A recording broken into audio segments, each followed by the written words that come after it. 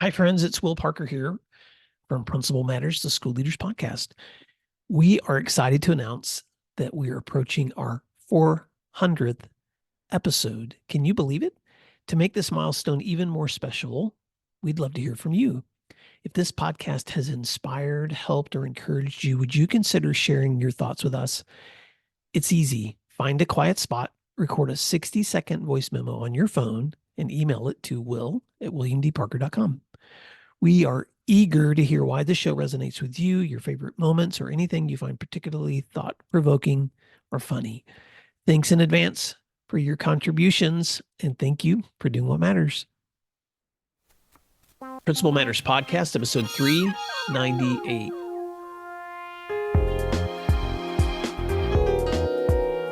Hi, friends. This is Will Parker, host of Principal Matters, the School Leaders Podcast, where each week we bring you inspiring, innovative, and imaginative ideas for your own school leadership. This week, we're going to be talking about leveraging executive internal communication for stronger brands. That's a mouthful. With my special guest, Brittany Keil. And you're going to understand, Principal Matters listeners, why I've chose that title, because that is the title of an amazing article that Brittany Keil wrote and published through the School CEO magazine. Brittany Keil is the Research and External Relations Manager with School CEO, a research and perspectives magazine for school superintendents and other K-12 leaders, published by Apogee.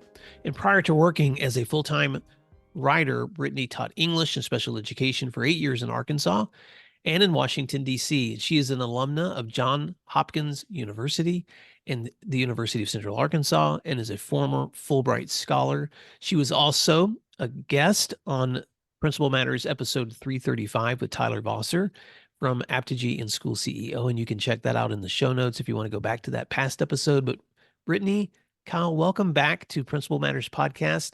Why don't you fill in the gaps on that intro and tell listeners something else they may be surprised to know about you?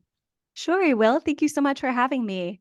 Well, as you mentioned, I was a teacher for 8 years, but my first job in education was actually much earlier. I was thinking about this before the podcast, actually. My first job in college was working on an educational research farm. And what that meant for me was showing children around a farm and explaining to them how things are grown.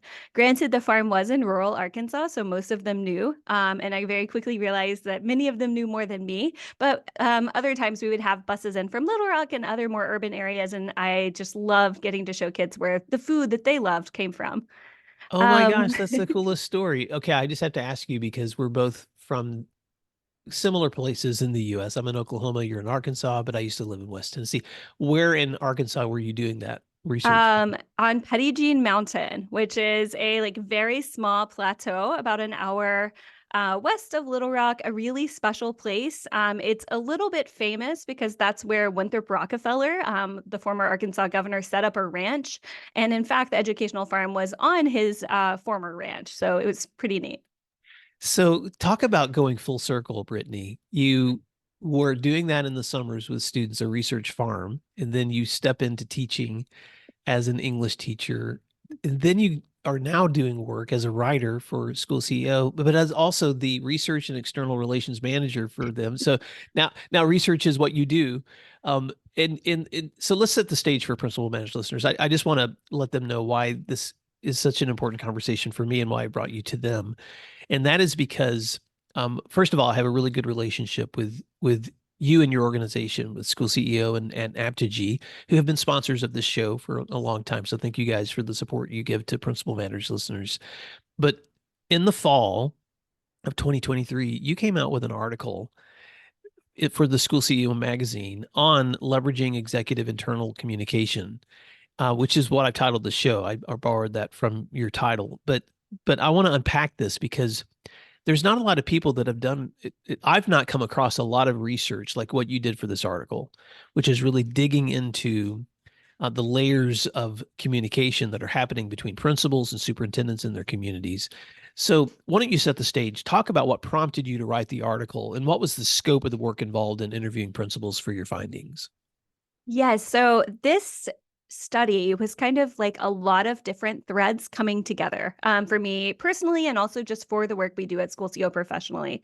So a couple of years ago, we did a study called Who Speaks for Your Brand, where we asked school personnel at all levels, like who they thought bear the most responsibility for the district's brand or the school's brand. We actually asked specifically the districts. And most people agree that that was either the superintendent or maybe the comms director. But one of the answers that was pretty up there was principals.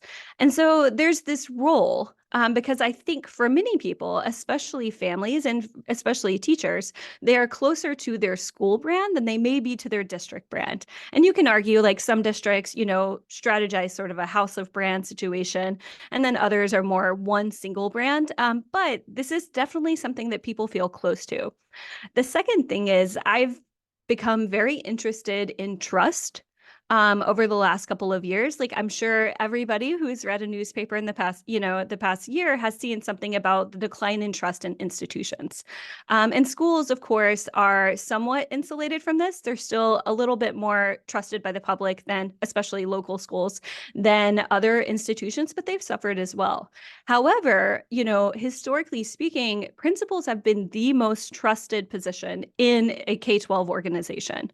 And while they've also been impacted by the decline in trust that's just pretty much global, principals are a very, very important point of contact for families, for teachers, as I mentioned earlier. And in fact, when we've done work on recruitment, something that we've heard from a lot of the teachers, when we ask them what made you choose your school over another, is I liked the principal. So kind of weaving all of these threads together, we wanted to explore what relationship the principal had in the broader district and school brand. And as we explored that idea, we realized that the crux of this, the really important conversation, was how a superintendent and their principals can work together to build and balance a narrative about the schools and the district as a whole. Yeah, I just have to pause there for a second because I was aware of that research on trust in institutions declining and principals. And if I'm looking at the same research that you've been looking at, Brittany, one of the things that surprised me was that the principals were actually being rated as higher trust than even like religious institutions, than their priests or their pastors, and of course higher than politicians. And yet we've still seen even the role of the principal being really threatened in the Mhm. climate that we live in, where people just have so much distrust of institutions. But the fact that parents are saying, I'm choosing the school because I trust that leader, that's so powerful.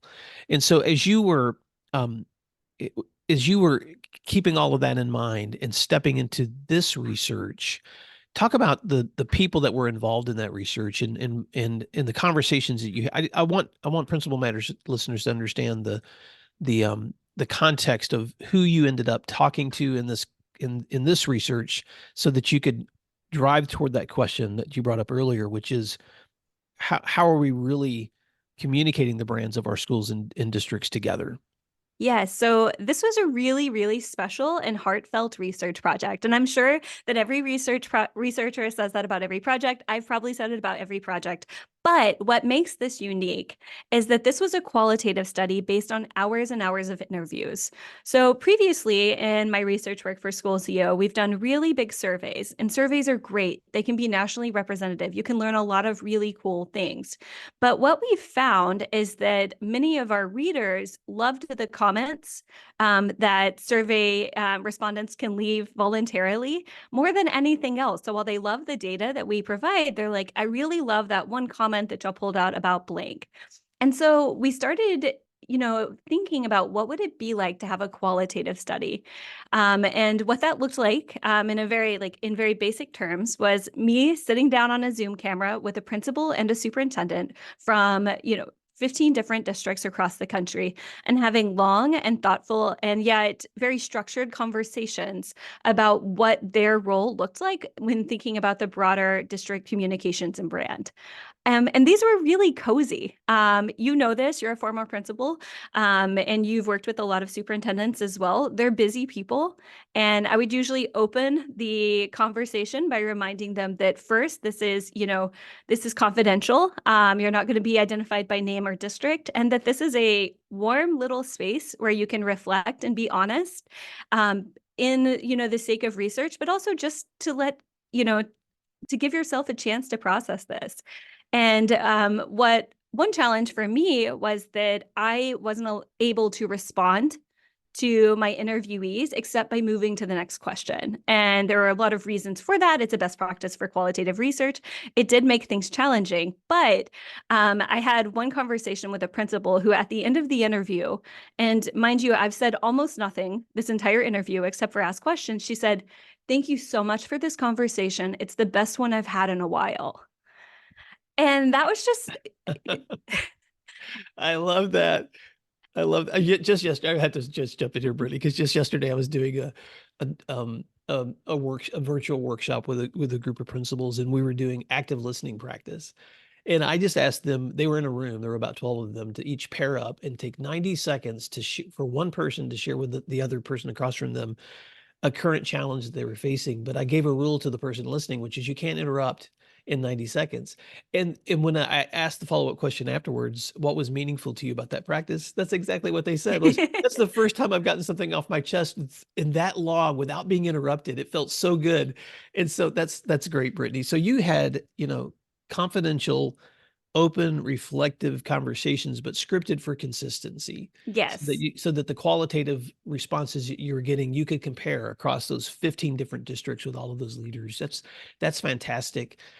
Let's talk about the observations, because and I'll link to the article in the show notes, but this is the best part, is talking to the person who actually did the research, because I know you can tell me more than you were able to even put there in the article itself. But you share in the article 5 different observations that you landed on from all of those interviews. So help listeners understand, what were some of those things you observed that were consistent among all of those conversations? So one of my favorite findings, if you will, was my first observation. And these are, of course, observations and not findings, because this is qualitative.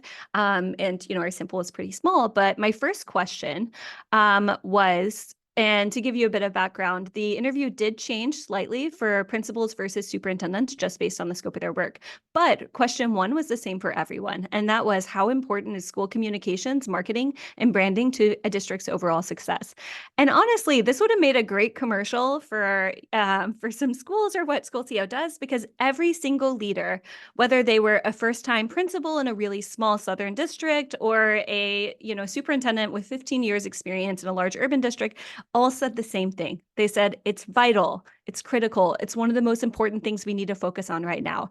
And that honestly surprised me. Even though I spend a lot of time talking to superintendents about, marketing and communication in districts, it surprised me that principals were also aware of just how critical this was in the broader narrative around what's happening with schools. That's surprising, and I'm surprised too. But at the same time, it's encouraging, because you're aware, Brittany, I've shared with you offline that my second book, Messaging Matters: How to Motivate Students, Inspire Teachers, and Reach Your Communities, was a book that I wrote as a practicing principal, because I was beginning to see the power of that collective communication, the branding of your school, the marketing. But I was also writing it because I felt like it was a message that I wasn't always seeing being practiced in other Yeah. places. And so the fact that we've come to a place now where, in all of the people with whom you're conversing, that they recognize this is important, is a huge milestone, because I think it helps me feel like we're collectively on the same page when it comes to recognizing how important it is, the way people see our schools. And, and your book actually brings us to, I think, observation number 2, which is that while everyone says it's important, principals really struggle to incorporate this in their day-to-day work.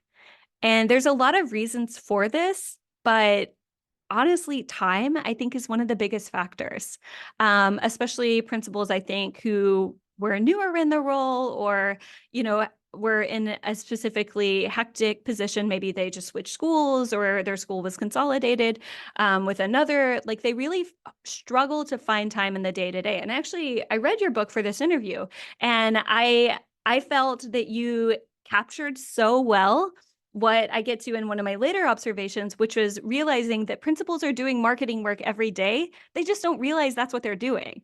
All of the communication and the experience building is the kind of marketing that they need to do as their role within the superintendent principal sort of, I guess, dream team. Well, first of all, Brittany, I just have to commend you because I'm pretty sure in 397 interviews, I've never had the other person on the other side read my book for the interview I'm doing with them. So kudos, which means you are a true researcher. But what a great point to make, which is that even though we are aware that this is vital, it doesn't mean we know how to actually target, harness, communicate, canvas our communities. People need strategies of how to do this. What other observations did you make? One more thing on observation number two, something else that principals struggled with is they have to be really close to the work and also close to the communication. And so I had one principal tell me that every time they sent an email, they dreaded the immediate flood of responses back about not just how they sent the email, but also the work that they were doing. And I thought that was interesting too, especially in districts without communications workers. There's no buffer to kind of buffer the feedback. And so the principal ends up kind of taking all of it. Oh my gosh. Okay. I, if I respond on everything you say, we'll be here forever. But that is so true. And I have worked with leaders who will say to me, will no good deed goes unpunished. I'm just trying to communicate something and then I get this negative feedback. So why should I even communicate if I'm going to be getting such negative feedback? And I wrestled with that too as a leader. And I'll give you a quick story, Brittany. I remember one day posting in our newsletter the names of some students who had won some athletic awards because I had received that information from a coach and I just wanted to put it in there as a, hey, shout out celebration. And then that afternoon, I got an email from a mother of one of the kids and she was like, why didn't you include a photo of those kids? And I thought to myself, goodness gracious, there wasn't a thank you. There was just, but you know what I decided to do in that moment, Brittany? I thought, you know what? She read my newsletter. I'm going to celebrate that. And then two, what a great suggestion. So I just emailed the coach and said, hey, would you mind sending me a photo of those athletes? And the next newsletter, I reposted the same thing and then put their photo in. And I got a really happy email back from her. I could have been angry. I could have ignored it. I could have let it frustrate me. But instead, I tried to figure out, okay, what is that saying about the communication? And what it's saying is people care enough to read it. And maybe I need to learn to, respond to some of those things. And of course, ignore the things that are undue criticisms, which is really hard. Yeah. Observation 3 and 4 are kind of related. 3 was just that principals struggle to initiate conversations around marketing with their superintendent. I had this question where I was like, what does it look like when you initiate a conversation about marketing or communication or branding with your superintendent? And many of the principals kind of pause and they're like, I don't do that. And some of them, kind of dug into like, I think I could, they would want to hear it. We're just busy talking about other things. And that relates to observation number 4, which is just getting everyone on the same page is really hard. There are a lot of lines of communication that happen between a principal and a superintendent. And when I asked how superintendents and principals communicated together, the principal was most likely to mention texts and phone calls and frequent checkpoints. And superintendents would often, tout that they had an open door policy. And so that kind of led me to wonder if the open door policies, are something that work for a lot of principals. I think it's hard to walk in your boss's office, if it is your boss. Not every principal, of course, reports to a superintendent, and say, now I've got an idea. I know we've got 15 other fires, but I want to talk about this one thing. And I think that's hard. Well, and you know this, Brittany, because the work that you guys do with a school CEO and Apogee is helping schools figure out how to tailor their marketing. And some districts have the privilege of having communications directors. A lot of places don't. They are their own communications directors, and so that's a really interesting point. Because what I hear you saying is there's a perception difference between superintendents and their principals. The superintendents who feel like, hey, I'm open to feedback, and the principals who are saying to you, we really never talk about this when it comes to how to communicate. And I'll go into this a little bit with our recommendations, but it also plays to that idea I mentioned earlier that principals are doing marketing work. They just don't realize sort of what experiential marketing is, which you talk a lot about in Messaging Matters. But superintendents, when I would ask them, do your principals talk to you about marketing, branding, and communication? They'd say, oh, yes, I had a principal just last week have this idea. And so, it's kind of like telephone, like we're all talking about the same thing, but we don't realize that we don't have a shared language about what we're doing. Let's take a moment to thank our sponsors, and then we'll be right back. Everyone talks about the power of data-driven instruction, but how do you actually get the right insights and know the best next steps? The secret is IXL. IXL helps you easily assess performance and determines the best path forward for each student. Whether you need data for benchmarking or intervention planning, IXL can do it all. And IXL doesn't stop at assessments. It also provides you with everything else your school needs, from a standards-aligned K-12 curriculum to actionable analytics. IXL's online learning and teaching platform is research proven to improve student outcomes and is used by 95 of the top 100 U.S. school districts. If you also want to start driving real progress, get started today at ixl.com/PM. Okay, so what I want to make sure that I'm just, because I love to summarize, I'm just going to summarize those 5 observations that you made. 1, Yes, please. everyone knows that school marketing is vital. 2, principals struggle to incorporate their school communication into their day-to-day work. 3, principals are reluctant to initiate conversations about marketing with their superintendents, even though the soups feel like they're open to those conversations. 4, getting everyone on the same page is hard. It's a challenge, but having a communication team can help. And then 5, clear lines of communication are critical. Mm-hmm. And so you have several applications that you give in your article. Again, Principal Matters listeners, I'll link to this article in the show notes that you can read the summary of this. But Brittany, this is so rich having you in the room. Talk a little bit about what are some of those applications that school leaders might keep in mind, principals and superintendents and district leaders. How can they work together for stronger shared branding and communication? Yes. So we came up with a couple of recommendations based off of the concerns that we heard from both sides of the table. I can go ahead and list those as well, but there's one that I'd really like to dig into, and that, but first to list them. The first is to train principals early and often. Most principals reported not receiving a lot of training around communication, marketing, and branding. The second is to emphasize a principal's role as an experiential marketer. The third is to invest in the communications professionals if possible. I had one principal, by the way, tell me that that was the single job that the district could hire that would make their life easier. 4 was to make your mission and vision come alive. The one that I'd really like to dig into is to emphasize the principal's role as an experiential marketer. So I realized as I was talking to all of these people, was that there were 2 things going on and 2 sides of school communication, branding, and marketing that were happening when that works well in tandem. The superintendent needs to own the overall strategy of how a district should, communicate about itself. But the principal can own the experience of what happens in the schools. And as I work on a marketing team, I know that is experiential marketing. That is one of the most powerful forms of marketing of all, is when a family has a great experience in a school, the family tells somebody else, someone else decides to send their kid to that school. That is what changes minds. And then, when those good things happen in schools, which we know good things are happening in every school all the time, when those are communicated to the district office, the superintendent can serve as sort of an amplifier for that work.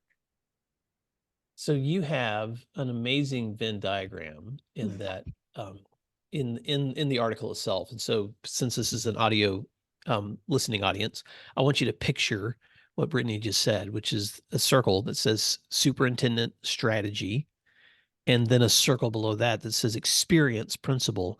And then when those 2 meet in that Venn diagram, that middle, the connecting word there is marketing. So talk about that a little bit more, Brittany, of why those two dynamics are both essential, but where your research here has showed you where we might need to be doing a little bit more work on connecting those two things together. Sure. So a lot of threads, and I feel like I keep talking about all of the threads coming together, but there is one very, clear truth, and that is a district can have a really strong marketing campaign, but if it doesn't reflect the reality in the schools, it's not going to work. Yeah. And vice versa, if schools are doing really great things, they're going to get some traction because word of mouth, as I mentioned earlier. But if there is no one amplifying their work, they're going to be limited in their scope. But when those two sides of the, marketing, like Venn diagram work together, really great things happen. And really great things also happen in that relationship between a principal and a superintendent. And this Yeah. is also, somewhere where a communications director or communications team can come in too. But the superintendent has to be aware of what's happening at the school level. And the school has to be aware of what the priorities as far as, the mission and vision of the district are, at a very heartfelt, and very, navigable way, so that they can build experiences that reflect what the district is going for. I love that. Okay, so let me just take a step back for just a moment because, and I'll give you an example of how that looked in the work that I did in the last school where I served, Brittany, before I stepped into the work I'm doing now. And so, which was Sky 2 High School, which is just north of Tulsa. And part of the, one of the branding slogans or logos that was used in our district branding was a district of excellence. All right. So there's an ownership on the part of district leadership, superintendent and other district leaders who are placing that on all the letterheads, or putting that on the website. They're saying that out. And the strategies, obviously, from that district level leadership was, how do we create a place where we do excellence in all things, in learning, in academics, and extracurricular activities, and relationships, and all those things too.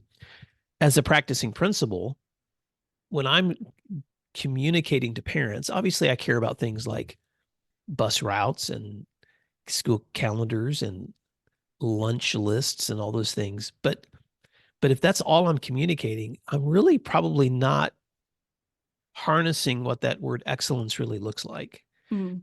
Instead, as I'm walking through my school during the day, there's probably things I'm seeing that are incredibly excellent, but do other people know they're happening? So when that student is standing up in front of the classroom when I walk by, and he's actually delivering something that he's created to present to the class, there's something excellent happening there. I better stop and watch and listen, maybe take a photo, maybe interview the student later, maybe ask that teacher what was going on here that was really meaningful. And then figuring out, how am I going to share that out with our school community, that today in third period, this was going on. And you can multiply that over every classroom, every activity area, every athletic event. I mean, the list could go on and on and on. But as a principal, it's my responsibility to capture those experiences that represent the excellence that's happening. And so for a superintendent and a principal to be able to like co-market together, or even a district level, like communications directors, I know sometimes have that mission too. I guess the question for me is, how do we help train and bridge those gaps, so that experience is matching what that vision looks like? I think, and there's a lot of strategies, that I go through in the article, but I think probably one of the biggest is recognizing the work that principals are doing. And, I know your audience is principals, and they're like, yeah, of course. But whenever I would ask, what is a principal's role in the mission and vision of a district, every single principal proudly said, it is my job to carry the mission and vision for the district. They understand this about the role. So when you think about marketing, it's not what else should principals be doing, but it's how can the work that principals are already doing be amplified at the district level to create a broader narrative about the district. This isn't in the article, but we're working on an issue right now about enrollment marketing. And something that we've heard from different districts is that this is also a really critical component of building a strong pipeline of schools. So if excellence is a value of the district, parents want to see excellence at the elementary school, of course, but also the middle school and also the high school. That experience has to be somewhat consistent as the student ages, even though, obviously high school is different than kindergarten. Mm. So I want to come back to something else that you talk about in the article under the heading of applications, because you make some additional applications here that I think would be really helpful for districts to keep in mind. One of those is you say make sure that principals are a part of the district level cabinet Mm-hmm. and therefore aware of district level priorities. Talk about why that's an important application. That was I don't want to say a frequent complaint that came up in my conversations, but it was something that was mentioned over and over again. Is when a principal was part of that district cabinet, that was one of the biggest ways that they brought up being able to function as sort of a cog in the wheel of the district marketing. When the principal is not in the district cabinet, and I think that often that's because, maybe the district is geographically really large and it's hard to get everyone together. Maybe there's just so many principals, then they miss out on those top level strategies. They aren't able to act with the same sort of, I guess, alacrity or quickness to understand what's going on with the district level priorities, especially if they shift. There are definitely ways that this can be sidestepped, like if you're in a district with many principals, many schools, but strong communication is necessary in any case. And I just have to pause there, Brittany, because many times I've sat in rooms with people, and and at the principal role and in other responsibilities I've had, where you walk out of a meeting and you're so clear on the vision and the ideas that were discussed in that meeting, and then later you're asking yourself the question, why isn't everybody else clear on what we decided is the vision and the mission here? It's because they weren't at the table. Mm-hmm. And because we failed to take what was discussed at the table and then figure out how to communicate it in a way where everyone else can be at the table. And so that's such a great application. Now address this one. You also say that it's important to build intentional relationships between principals and school communication staff if your district has them. Why is that essential? I talked to, as I mentioned, a good variety of districts, many of whom have communication staff, but I was a little surprised that principals are a little nervous to interact with communication staff. I think that there is this idea that everyone's too busy. Like I would talk to principals and they're like, oh, we have a communication staff, but they're really more in charge of crisis communications. I don't want to bother them. And then, I know from my conversations with comms directors and my, work outside of this research study, saying like, I just wish people would tell me when things are happening. There is desire for communication on both sides. And yet making sure that communication happened really falls on the superintendent and the rest of the district office, I think, to create those intentional relationships. One principal mentioned during a executive retreat, getting paired up with the communications director for a empathy activity. And after that, he started emailing her the newsletters that he was creating before they were done, because that relationship happened. And he was like, oh, it's just so much easier now. She makes me sound so good. And I think that relationship can happen at every district. It's just creating that intentional relationship from the start. So I want to pause there too, because principals and superintendents, school leaders are problem solvers. And you may be listening to this in the context of being in a district large enough with a school communication staff, and you may be in one that's small enough you don't have that. And I worked in a small enough district in my last school that we didn't really have a communication staff. So we were creating these things together. So we had to create a funnel for information, which was training our staff and our teachers when good things are happening. We need to know about it. So we actually had a teacher that taught a publications class, And he helped put together the school newsletter that I would help also edit before it went out to the community. So we just came up with a funnel. When something great happens, let Mr. Roach, who was the teacher of that class, know, send him that photo, send him that article. And he became the curator of that information. But then he would share it back with our admin team so that we could also add additional components to that as well. But whatever that looks like, it's going to look different from place to place. But having a structure where that information can be shared is so important. And I love that story that you just told. When you build relationships with people, and you trust them, people want to know what's going on there too. You also say this, in your in one of your application pieces. You say emphasize communication and branding as a part of regular discussions as well as your principal's annual evaluations. Talk about that. Yeah, so I had a couple superintendents and principals who are in states, and Oklahoma may be one, I'm not sure, that emphasize school communication as part of the standard principal evaluation. When I talked to people in states or in districts that had that initiative, they were much more comfortable talking about this as a regular part of their job duties. One of them, he like rattled off the standards that his like communication for his work as a principal met, and how he had prioritized in that in his day to day.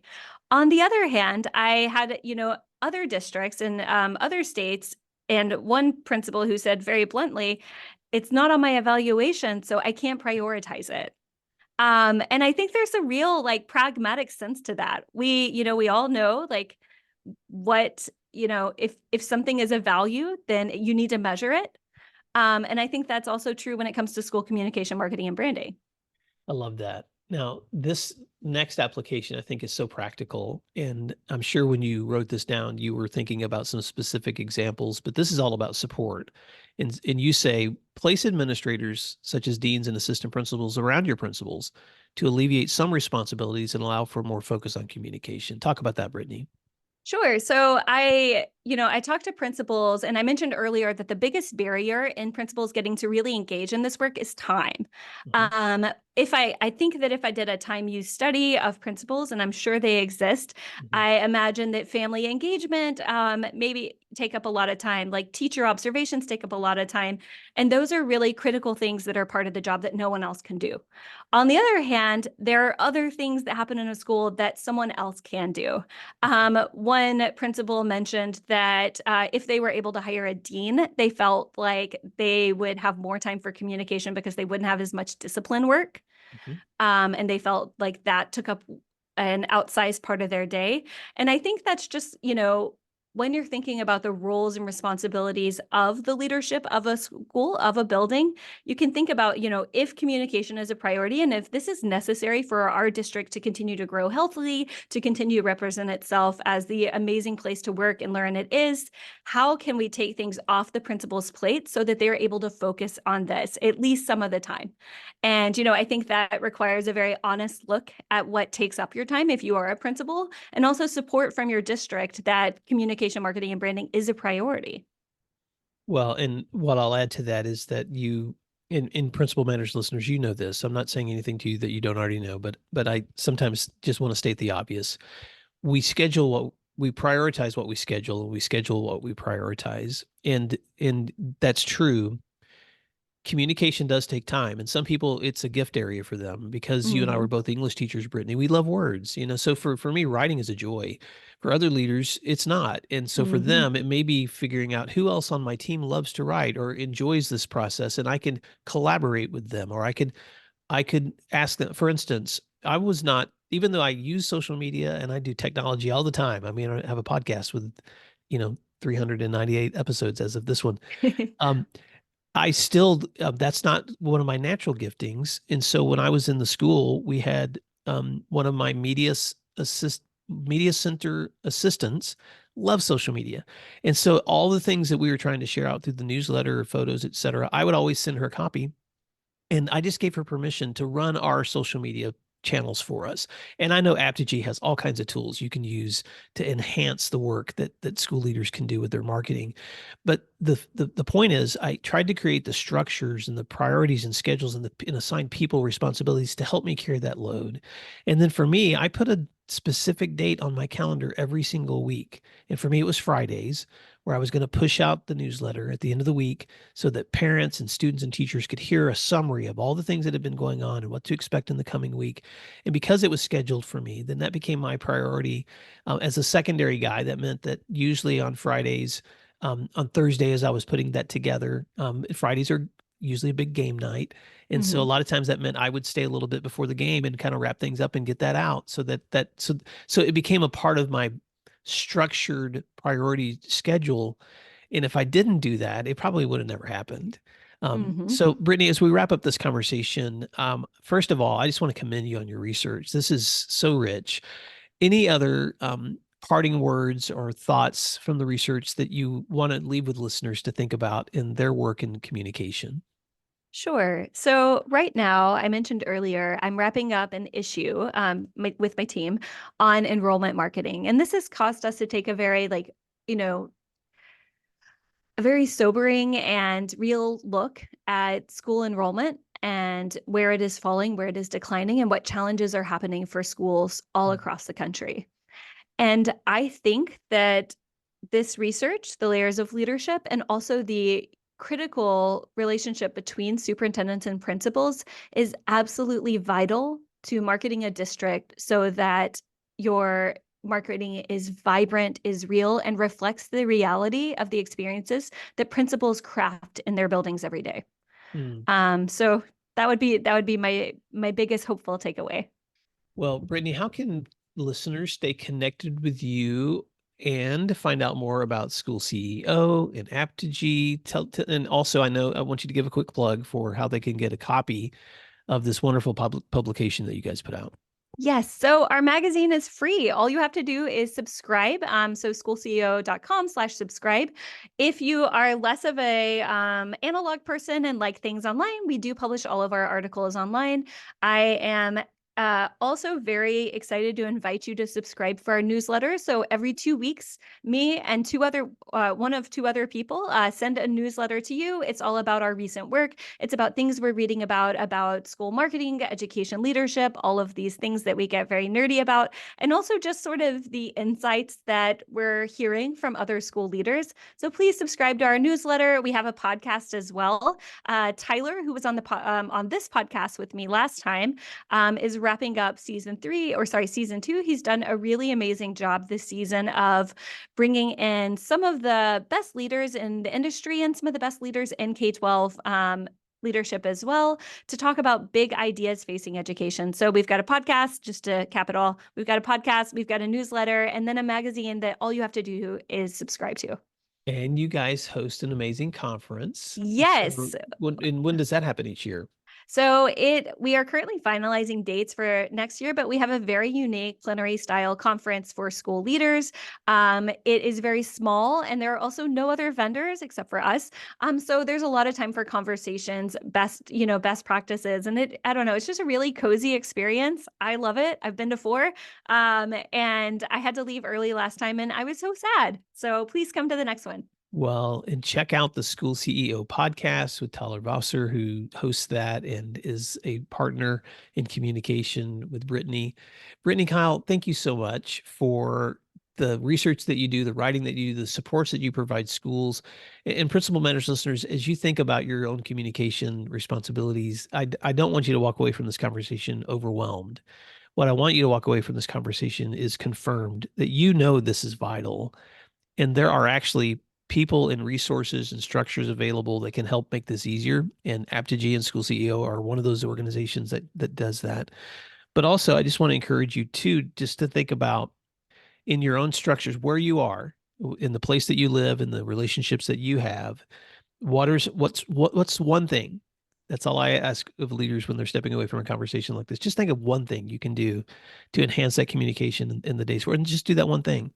And then when you're ready for the next thing, do that. But don't make the list so long that it's overwhelming. But I guarantee if you just do one thing, you're going to see that the benefits of that helping you showcase the best of what's happening in your community. So Brittany, thank you so much for this opportunity. I can't wait to read your next article. And Principal Matters listeners, thank you for doing what matters, and we'll talk to you again soon.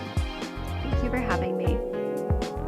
You'll find free resources like this one at williamdparker.com. Subscribe for our free weekly newsletter, which contains bonus material, and also check out the links for Grow Academy's Masterminds, Executive Coaching, and Keynote presentations for my books, as well as for Principal Matters Associates. You can find out more under our speakers tab at williamdparker.com. Thank you for learning together, and thank you for doing what matters.